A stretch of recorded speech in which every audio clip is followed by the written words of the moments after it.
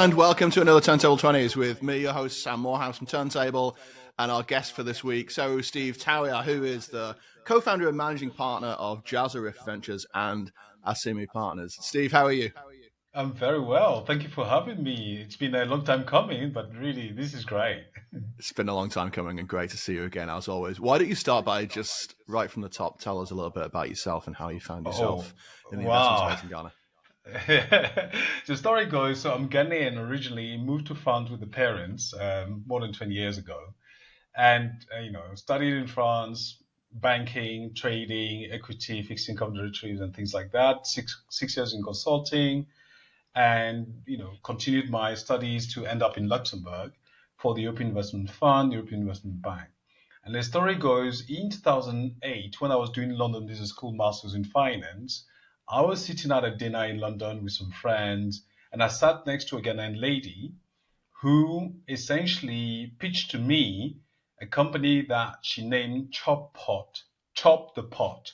And essentially, the idea is to basically, she was sick and tired of eating the same sandwiches and things, club sandwiches in London, in the banking industry she was then. And she said, look, why don't I create a takeaway pot that will have jollof rice, banku and tilapia and things. And she started that business. And basically, she was stocking the Sainsbury's, the Tesco's lunchtime, so people can go and pick it up, warm it up, and eat, right? And I was really fascinated about it because obviously I had thought about African restaurant, African food in Europe. And I said, oh, interesting.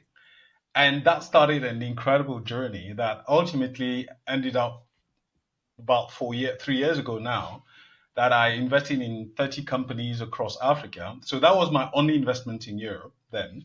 And then today, most of my angel portfolio is across the continent, Anglophone and Francophone.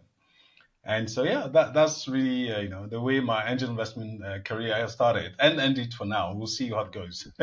And all started with bringing West African food to busy workers in London. In London, absolutely. Phenomenal. I'll tell you, I could do with some jollof rice right now. I'm here in Brooklyn right now, and it's hard to get hold of jollof rice. I'm sure you can find some Ghanaian restaurant in Brooklyn. I'm sure you could. Yeah, there's a good restaurant up in Harlem that's nice. Yeah, jollof rice and my absolute favorite, red. The beans. Red, true. Absolutely fantastic. So I guess that brings us to now. What's going on with Jaza Ventures? What's your portfolio like? So Jaza Ventures, just to kind of give you the tagline, is a digital health, Medtech, Biotech, and assistive technologies venture capital fund. We're really structured as a holding company. And we raised some money investing in 9 companies across Africa, from Senegal all the way down to South Africa. Wow. And the whole thesis came up because I was approached while I had another role by an incubator and accelerator that has been supporting healthcare companies, notably medical devices, and realized that, look, they help all these companies for about 5, 6, 7 years, and there's no dedicated investor focused on healthcare.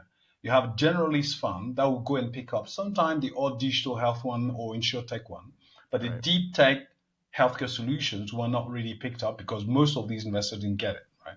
And so said, look, actually, why don't we create a new fund that would invest in some of those companies and others in the market to really get them to the next level. That is why Jaza Rift happened. So Jaza in Swahili is kujaza, which is to fill the rift of investment in early stage in healthcare. Wow. But also it's a pun on the Rift Valley in Kenya, which is the source of mankind. Right? So fill the rift of investment in healthcare.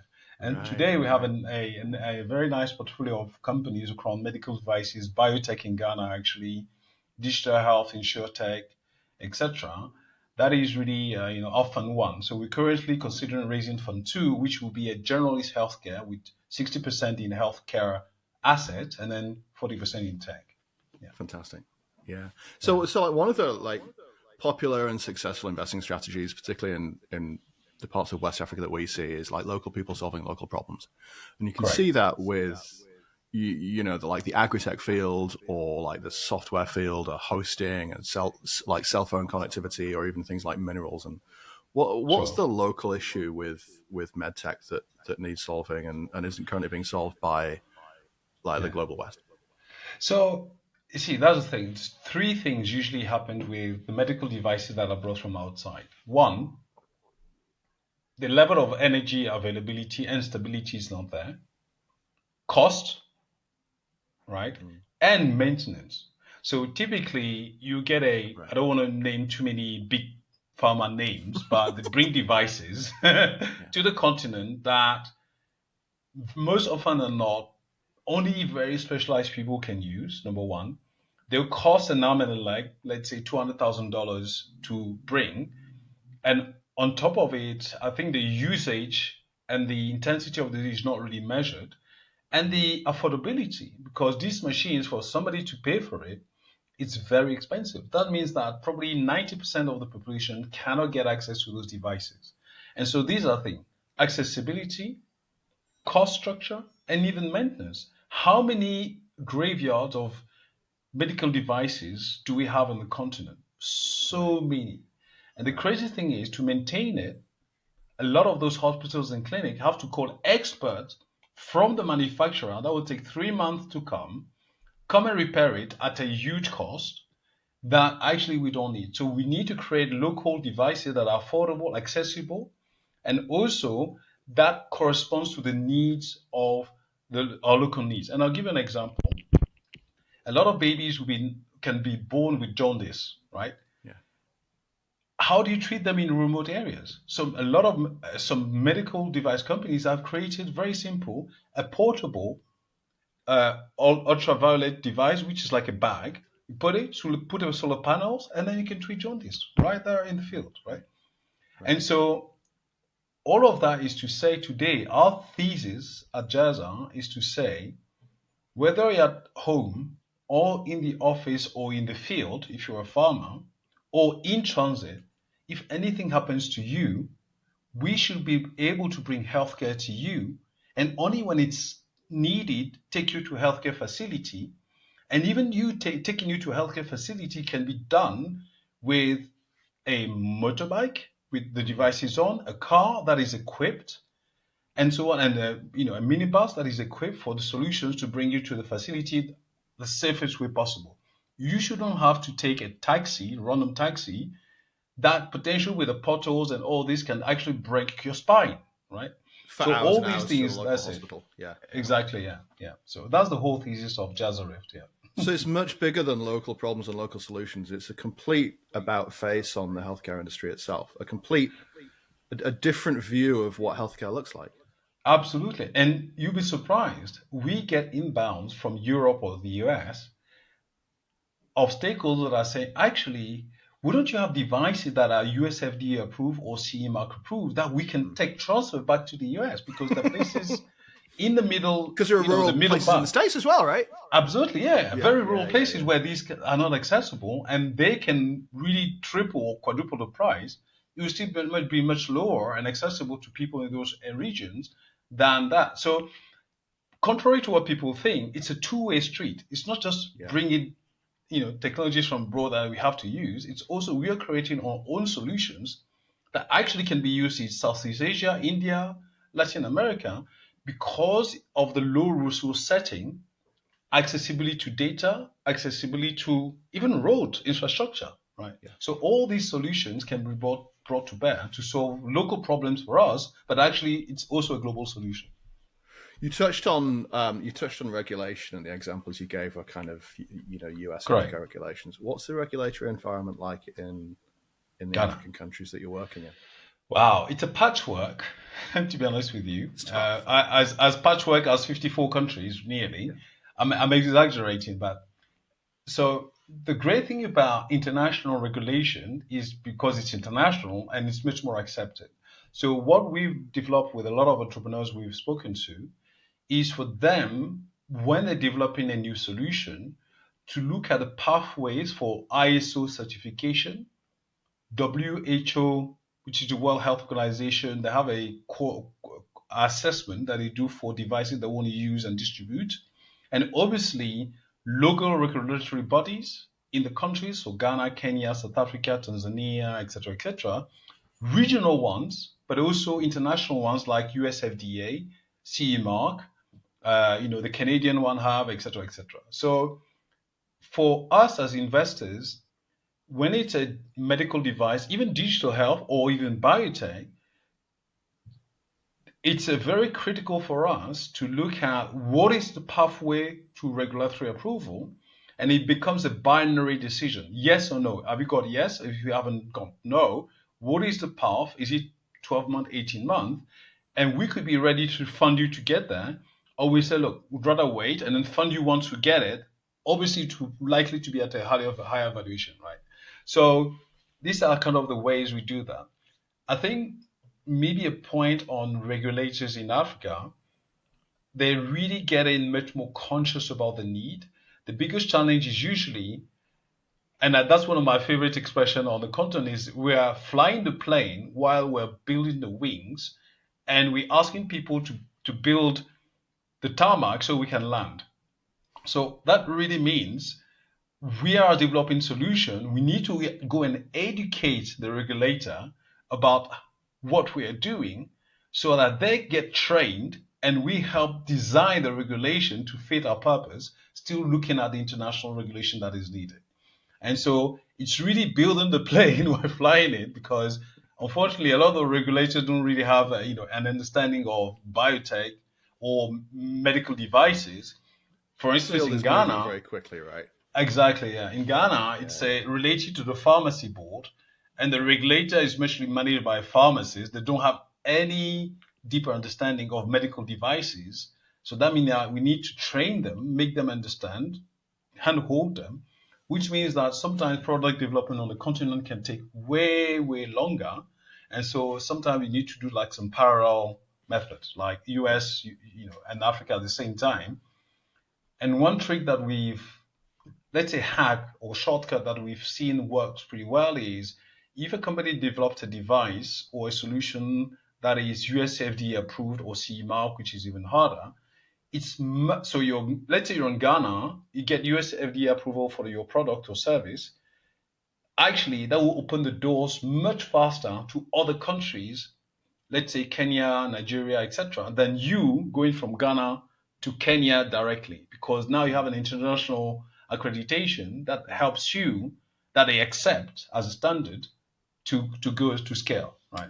Oh, so because you work across the landscape in Africa, you're able to determine, say, which is the most quote unquote conservative regulator, match their regulatory requirements first, and then go to the other folks and say, listen, Kenny said it was. Yeah, exactly. Yeah, absolutely. Absolutely. So I can even give you the ranking. So some of the Asian regulations are really, really hard. Right. For medical devices, but the CE mark in Europe is the hardest. US FDA is a bit more lenient, actually substantially more lenient, because they have a bigger array of ways of doing things. It's less regulated. And so depending on which pathways you want to take, then it's easier to do one or the other, depending on the type of level of medical device. And biotech clinical trials is the same. Even in digital health, you'll be surprised that some countries have actually a digital health act that enables companies to be in that framework. And once, let's say in Kenya, there is a digital health act. If you respect that act, it's very likely that when you go to Ghana or Nigeria, which doesn't have, you'll be much more accepted because you're already one of the countries within the African continent that has an act, a bit in advance, respect, much more likely to be accepted. Yeah. So as an investor and as an advisor, that knowledge and experience that you have is so valuable to your portfolio companies over and above what cash investments you make, right? So for people in the international markets that want to bring their experience and their expertise to bear, what's the investment model? Is there like, the Y Combinator safe? What's the structure for investing in those kind of structures? So we've got two things we're doing now, which is a typical institutional investor or high net worth individual who wants to put $100,000 in our fund. we can structure a special purpose vehicle where, a number of investors can chip in, and that money will go into our fund. That's number one.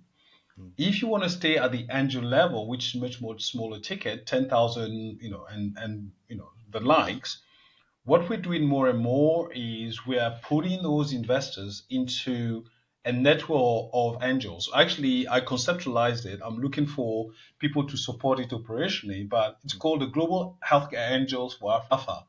Global Healthcare Angels, GHA. You're so good at naming things, so I'm always suspicious of people that are really on top of names. But it's a true thing. Yeah, GAFA, Global Healthcare Angels for Africa. The idea is to say, look, if you're interested in investing in healthcare in Africa, and you want to chip in, $5,000, $10,000 or more, join our network. We show you deals, and once you want to invest, you co-invest with us in the deals that we have. The one thing that is missing today is that we don't have the financial capabilities to recruit somebody to manage that network. So for now, it's on the back burner. But if we find, a benevolent investor who said, look, I'll fund you $100,000 for 2 years, let's say, we recruit 1 or 2 people full time to manage the network of angels to co-invest with us. Yeah. That's fantastic, because there's so much institutional and VC cash going into, kind of Pan-African development, right? I mean, in my little corner of the world, we do business in Ghana, and we see lots and lots of foreign investment coming into like those mess portfolio companies, and Jumia is there and Bolt is there, and there's lots of movement in Ghana. But how do we? I guess a lot of people want to know how we can get stuck in, particularly like you said, at the small check entry level investment. Yeah. So for Ghana specifically, and I did create back in 2016 Accra Angels Network, a network of angel investors, both local and international, that were interested in putting money into companies in Ghana. So one of the biggest hurdles we faced is that wealthy people in Ghana, do not want to be known or seen to have invested in entrepreneurs in Ghana. And the reason being, there is a discretion that they want. And it's funny, even people they know in their social circles, they do not want them to know that they're doing this, which is very odd to me. All right. But there's a matter of two things. Sometimes there's social pressure, because if somebody knows that, you invest in startups, etc., you have money, and you're not giving the money to the cousin, right? You're giving it to other people. I read a thing. Do you know the stand-up Chris Tucker? Yeah. Excellent. So I read a snippet of an interview with him the other day, which is where when his family learned that he was earning real money, they all quit their jobs. Yeah, it's like, because you can fund me. It's like, where's mine? Yeah, exactly. Yeah. So there's a bit of that, number one, and I think the other one is, unfortunately, there might be a reluctance to get exposure to the Ghana Revenue Authority, because there's no robust framework for angel investors to put money without getting exposure to the taxman. Yeah. Right. Yeah. And that I've been advocating for a long time. And the third element for international investors is that, unfortunately, there are 2 laws that are making it a bit difficult for international investors to invest in Ghana, which is the GIPC law. GIPC is the Ghana Investment Promotion Council. That essentially is the government entity that needs to know which money is going to what. And they have a limitation where, for anybody who wants to invest in a Ghanaian company, they need to invest minimum $200,000, which doesn't make sense. Yeah. And so if anybody is interested, they can come to me. There are ways to go around it, and very legally, right? But that also has been a big problem. And the second part of that is, unfortunately, when you see a country like Nigeria that has a startup act, and Ghana that still doesn't have one, 220 million versus 30 something million, and I've been advocating for that for a long time, I feel that we're not moving in the right direction.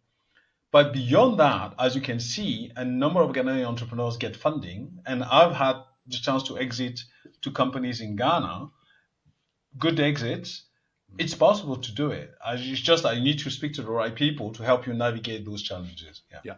Yeah. Okay. Yeah. So let's look from the entrepreneur's perspective, I guess. Like, what's the best pathway for young, innovative thought in Ghana? You're a young person. I know that you're active in those spaces like youth employment and particularly like Correct. women's economic empowerment.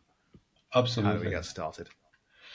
So, look, I believe that two things recently happened that really has provided a level playing field. One is COVID,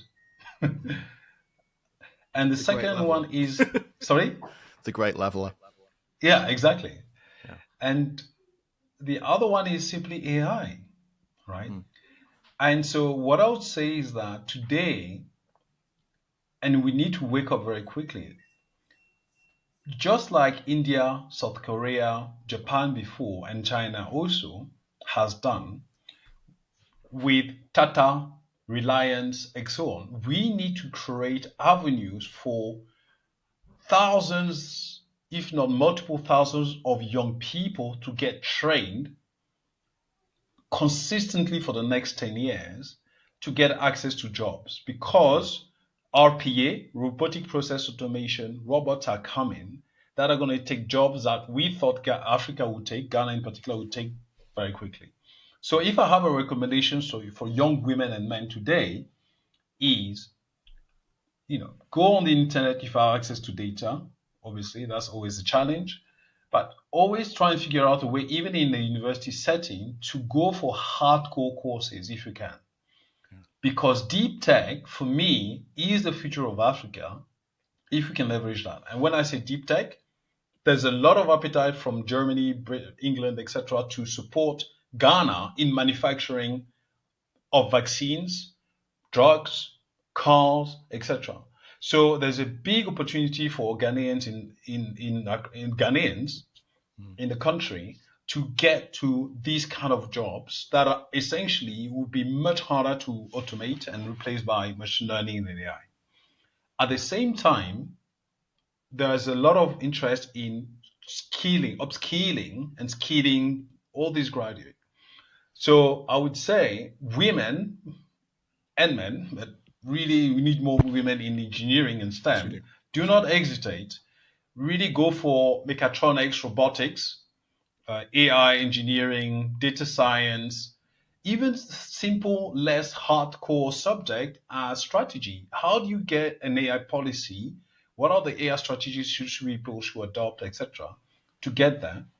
But engineering is going to be fundamental for us in the future because it will help in agriculture, construction, energy. I mean, engineers can create pretty much anything. And it's funny because I'm not an engineer. I'm kind of, let's say, I'm kind of an engineer adjacent. You've been near engineers for long enough that some of it's rubbed off on you. Absolutely. No, I actually studied as an engineer and then at baccalaureate switched to business for some reason. But I've always dabbled with a circuit board, PCB board, and things. Even to this day, I still dabble in that. So that's what my recommendation should be. And again, and that's backed up by knowing that those job pathways are there.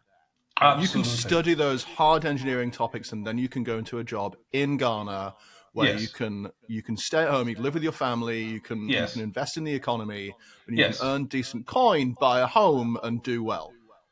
That's my belief because I've seen it done by a number of people. Yeah.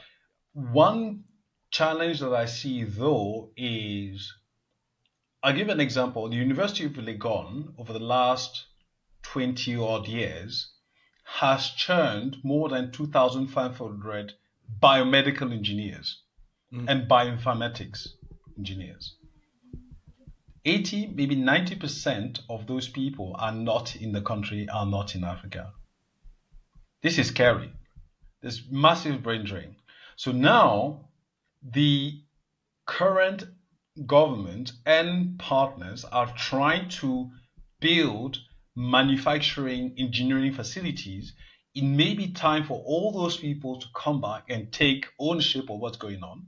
But clearly, there are pathways that are coming. As I mentioned, vaccine manufacturing is coming. The African Union, a number of stakeholders are going. The GIZ, for instance, is really pushing hard to do that. The PharmaVax program, a number of like the manufacturers. So for now, the cars is assembly. It's not manufacturing. It's assembly here in Ghana. But there are other opportunities coming that I believe would do something. Even the African Development Bank just issued a RFP recently about setting up a Pan-African deep tech venture studio, right? And so we responded. We'll see how it goes, but there's clearly an interest going forward, really in localizing, deeper technologies on the continent. Yeah. Good. Well, the future's bright. We've reached and blown over our 20 minutes. 20 minutes. Yeah. Happy to come back. To nobody's surprise, we'd love to have you back. I think we knew right at the start that we'd have no problem talking for 20 minutes. But folks, I hope you've enjoyed our brief conversation and do watch out for more. Our guest has been Sewu-Steve Tawia, who's the co-founder and managing partner of Jaza Ventures and Asime Partners. There's loads that we never even got to talk about. So, Steve, please do come again. Can people find you on LinkedIn? Absolutely. LinkedIn, right? Sewu-Steve Tawia, you'll find me. We'll put the link in the show notes. And until next time, thanks very much for joining us, Steve, and we'll see you again. Thank you very much. I appreciate it.